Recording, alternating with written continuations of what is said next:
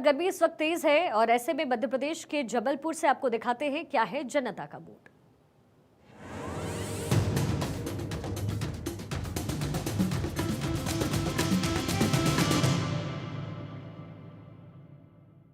नमस्कार, स्वागत है आपका भारत 24 पर। आपके साथ मैं हूं पलक प्रकाश और आज अब मैं मौजूद हूं जबलपुर उत्तर मध्य में। कल हमने जबलपुर पश्चिम की जनता का मूड जाना था, जनता के दिल में आखिर क्या है, और आज अब मैं आप पहुंची हूं जबलपुर उत्तर मध्य में। यहां पर हम जानेंगे कि जनता का मूड क्या है, जनता के दिल में क्या है और जनता किससे चुनना अब पसंद करेगी। हम मेरे साथ यहाँ पर आम लोग हैं, पार्टी के नेता कार्यकर्ता मेरे साथ यहाँ मौजूद है। गेस्ट का परिचय आपसे सबसे पहले करा देती हूँ। बीजेपी से अमित जैन जी मौजूद है, स्वागत है सर आपका भारत 24 पर। कांग्रेस से सचिन रजक जी मौजूद हैं, बहुत बहुत स्वागत है आपका। आम आदमी पार्टी से मनीष शर्मा जी मौजूद हैं, बहुत बहुत स्वागत है। और साथ ही सीनियर जर्नलिस्ट गंगा चरण मिश्र जी मौजूद है, बहुत बहुत स्वागत है सर आपका भारत 24 पर। लेकिन हमारे शो का नाम है जनता का मूड, इसलिए जनता का मूड जानना सबसे ज्यादा जरूरी हो जाता है। पहले जनता के दिल में हम जानेंगे कि जनता के दिल में आखिर क्या है, उसके बाद हम गेस्ट से बातचीत करेंगे। आप बताओ। भाजपा सरकार मध्य प्रदेश में चाहिए, इसलिए कि भाजपा सरकार जो अभी काम करी है पूरे 15 साल से रेगुलर काम करते हुए आदमी के जन्म से लेके जन्मी योजना से लेके मरने तक की योजना भारतीय जनता पार्टी ने मध्य प्रदेश में काम किया है। सम्मल योजना। लेकिन अभी जहां हम खड़े हैं यहाँ पे क्या विचार है आपका? यहाँ तो ये तो कांग्रेस का हम तो होगा किसी का भी, जो अभी सरकार है वो, हम उसकी बात कर रहे हैं। हम बीजेपी की चाहते हैं, बीजेपी की सरकार बनना। अच्छा, क्या विचार है? क्या मामा का तो विचार ही क्लियर नहीं किया। मुख्यमंत्री जब क्लियर करेंगे तो मुख्यमंत्री बनेंगे वो। अच्छा, क्या विचार है? भारतीय जनता पार्टी की सरकार फिर बनने जा रही है और मध्य से जो युवा साथी हैं अभिलाष पांडे जी, वो भारी मतों से जीतेंगे। ये कांग्रेस की विडंबना है कि लोग छटे हुए हैं भाजपा के लोग एक बार में, अभी भारतीय जनता पार्टी का आदेश होगा, सब कांधे से कांधे मिला के काम करेंगे। आपके पास ही आ जाती हूँ, क्या लग रहा है बीजेपी में ऑल इज वेल है अंदर खाने? जी, भारतीय जनता पार्टी संपूर्ण मध्य प्रदेश में प्रदेश सरकार और केंद्र सरकार के द्वारा जो हमारे विकास योजनाएं चल रही हैं उसको लेके हम जनता के बीच में जाएंगे।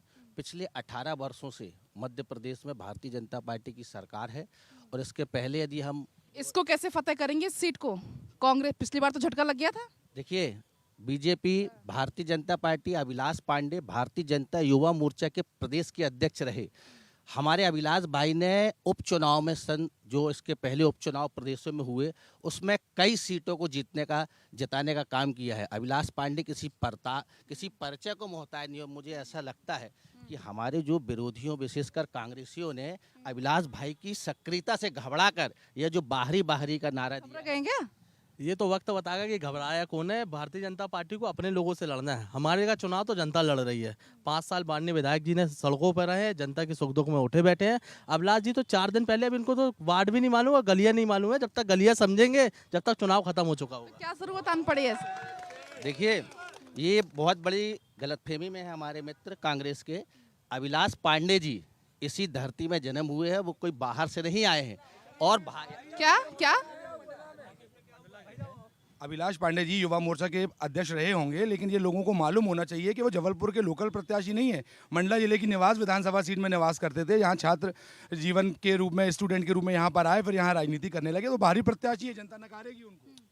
भारतीय जनता पार्टी के पास कहने को कुछ नहीं है। 5 साल इनने विकास कार्य तो किए नहीं है और युवा हो, किसी भी वर्ग के लोगों को बस छलने के सिवा कुछ नहीं किया है। मेरे भारतीय जनता पार्टी के सम्मानीय नेतागण हैं, मेरा इतना ही उनसे प्रश्न है कि जबलपुर में कोई भी उनके पास एक विधायक योग्य नहीं था जिसे वो मंत्री बना सके। महाकौशल की इतनी उपेक्षा करी है इस भाजपा सरकार ने, क्योंकि करीब 26 प्रत्याशी थे। बीजेपी का उनका कहना है कि भाई बाकी जो लोग थे, क्या वो इतने, मतलब उनमें इतनी क्षमता नहीं थी, क्या आपको बाहर से लाना पड़ा?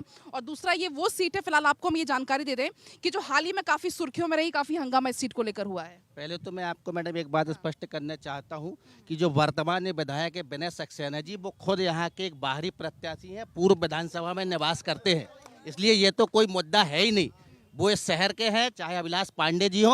और ये तो अभिलाष पांडे की लोकप्रियता है कि भारतीय जनता पार्टी ने उन्हें उत्तर विधानसभा से प्रत्याशी बनाया। क्या कह रहे हैं? अभिलाष पांडे जी इसी जबलपुर शहर के, मध्य प्रदेश के हैं, कोई बाहर के है नहीं है। कोई विदेश से तो नहीं आया, अमेरिका से तो नहीं आया, अफगानिस्तान तो नहीं आया। वो है तो यहीं के है ना। विनय सक्सेना भी कोई गाँव के होंगे।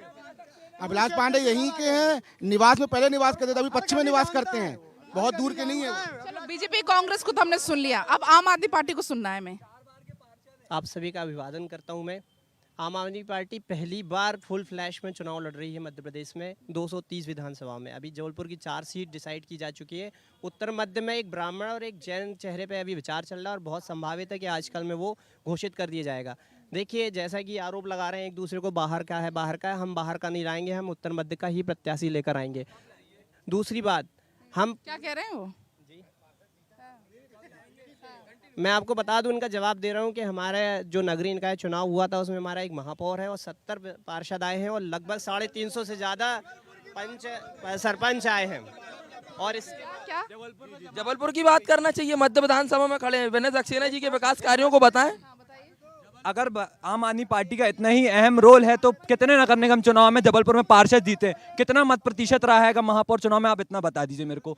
आम आदमी पार्टी का इनका जवाब दे दीजिए। देखिए, हमने सिहोरा में 14% हासिल किए थे। इसके अलावा पूरे जबलपुर पूरे मध्य प्रदेश में 6% वोट हासिल किए औसत। तो आप समझ सकते हैं कि 6% से वोट हमने कहीं कम हासिल नहीं किए हैं। चलिए, मैं आपसे समझ लेती हूँ। अगर हम जबलपुर की बात करें, ऑल ओवर जबलपुर की बात एक बार हम कर लेते हैं। क्या कुछ यहाँ का सामाजिक आर्थिक ताना बाना, क्या कुछ राजनीतिक इतिहास? देखिए, एक बड़ी महत्वपूर्ण चीज़ है कि यहाँ से 4 बार 2 बार 3 बार जो विधायक चुने गए उनको पिछली सरकार में कोई महत्वपूर्ण पद, मंत्री पद नहीं मिला। ये एक बड़ी उपेक्षा हुई है। खास बात यह है कि अब इन मुद्दों की चर्चा करना संभव नहीं है क्योंकि आगे अब चुनाव सामने आ रहा है। तो अगर देखा जाए तो 8 विधानसभा सीटों में कांग्रेस ने कम से कम एक महिला उम्मीदवार सिहोरा से खड़ी की। भाजपा लगातार महिलाओं की उन्नति और महिला आरक्षण को लेके बात करती है, लेकिन ये 8 सीटों में एक भी महिला उम्मीदवार नहीं। चलिए, इसका जवाब आपको देना पड़ेगा। एक तरफ तो लाडली बहना की बात है, दूसरी तरफ 33% आरक्षण की बात है और यहीं पे महिलाओं को। देखिए, जबलपुर जिले में पहले हमारे इसके 2018 तक 2 महिला कैंडिडेटों को हम टिकट देते रहे। अब देखिए, वर्तमान में भी हमने 13% से 14% संपूर्ण मध्य प्रदेश में महिलाओं को टिकट दिया है। आज देखिए क्या है, देखिए हम तो कर रहे हैं। सबसे पहले तो मैं ये बोलना चाहता हूं कि महिला आरक्षण बिल 27 वर्षों से लोकसभा और राज्यसभा में लंबित पड़ा हुआ था, उसको भारतीय जनता पार्टी ने क्या जबलपुर भी मध्य प्रदेश में आता है, क्या महिला आरक्षण जबलपुर में लागू नहीं होगा? 33% की बात कर, जबलपुर मध्य प्रदेश में नहीं है।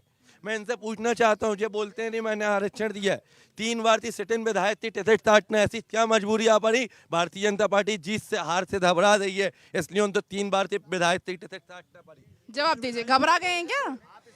कि सांसदों को उतारना पड़ रहा है, मंत्रियों को उतारना पड़ रहा है, क्या ऐसी नौबत आ गई? देखिए क्या है, ये हमारे केंद्रीय नेतृत्व का निर्देश है। लेकिन ऐसे में जिनकी टिकट कटी है वो उनमें असंतोष है ना। कहीं कोई नहीं, माननीय सांसद जी यहाँ से लगातार 20 वर्षों से सांसद हैं। और दूसरा, मुझे तो ऐसा लगता है कि कांग्रेसी घबरा गए हैं भारतीय जनता पार्टी के। अच्छा, आप दोनों एक दूसरे पे घबराने का आरोप लगाइए, आप इन पर लगाइए, आप इन पर लगाइए। महिला शक्ति हमारे साथ है। हमने सबसे ज्यादा युवाओं को टिकट दी है। सिहोरा विधानसभा में हमारी राष्ट्रीय सचिव पूर्व यूथ कांग्रेस की एकता ठाकुर जी को टिकट दी है। और जो माननीय राकेश सिंह जी की बात कर रहे हैं, कम से कम 25,000 वोटों से वो हार रहे हैं।